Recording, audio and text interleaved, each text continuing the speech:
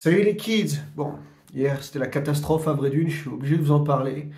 En fait, il y a quelques jours, je me suis rendu compte qu'il y avait un Welsh à Bredune et je viens régulièrement à Bredune avec ma compagne.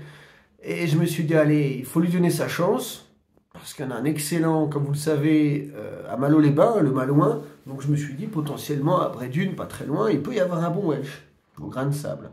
J'y vais avec ma compagne qui n'aime pas les Welsh. Elle prend un fish and chips, moi je prends le Welsh. Et là, patatras, la catastrophe. De l'huile en veux-tu en voilà.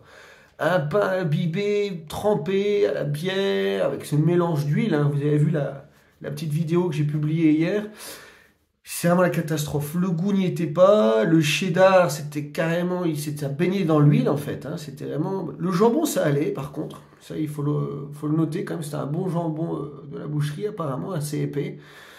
Mais allez, j'ai pris deux trois bouchées. C'était juste immangeable. Ma compagne avait de la peine pour moi. Elle m'a dit, mange pas ça, Robert, tu vas être malade. Donc je suis triste parce que franchement, vous le savez, hein, moi j'adore parler des bons Welsh. C'est pour ça que j'ai créé l'élite du Welsh il y a 4 ans maintenant. Mais là, c'était juste le pire Welsh, ou l'avant-dernier, hein, je l'ai noté, classé 74e. Il faut savoir que le 75e, c'est un Welsh vegan au cirque à Lille. Donc déjà, Welsh vegan, c'est compliqué parce que bon, le fromage vegan, c'est voilà, le jambon vegan, tout est vegan, donc c'est vraiment pas possible de faire un bon Welsh vegan, malheureusement. En tout cas, c'était vraiment le pire que j'ai goûté, mais hier, c'était vraiment l'avant-dernier, le 74e, pour plusieurs raisons. Il est arrivé, il était préparé à l'avance, ça c'est sûr et certain. La dame l'a avoué à demi-mot en m'expliquant qu'il avait été fait le matin même, mais je pense plutôt qu'il avait été fait carrément la veille, parce que je les avais appelés pour réserver, et puis elle m'a dit, écoutez, il m'en reste un. Et en général, quand on me répond il m'en reste un ou j'en ai fait, etc., c'est-à-dire qu'ils sont préparés à l'avance et vous savez qu'un Welsh, il faut que ce soit préparé minute pour que ce soit bon.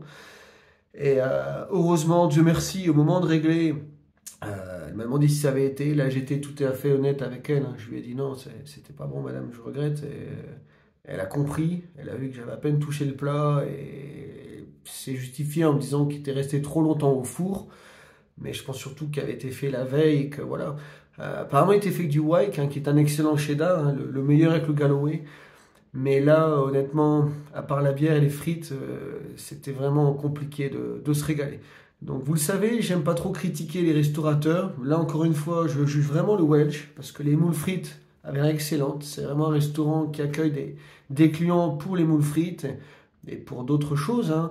Euh, Carbonade, etc. C'est une brasserie, mais franchement, le Welsh, il devrait le retirer de la carte, hein, si c'est pour faire des choses pareilles. Peut-être que c'était une fausse note, mais honnêtement, ça me paraît compliqué. Donc voilà, je vous remercie en tout cas pour le soutien. Là, ça part pas mal grâce à La Voix du Nord avec ce petit article. Prochainement, il y aura une vidéo recette avec Néo. Et donc je vous remercie et à très bientôt pour de meilleurs Welsh, j'espère.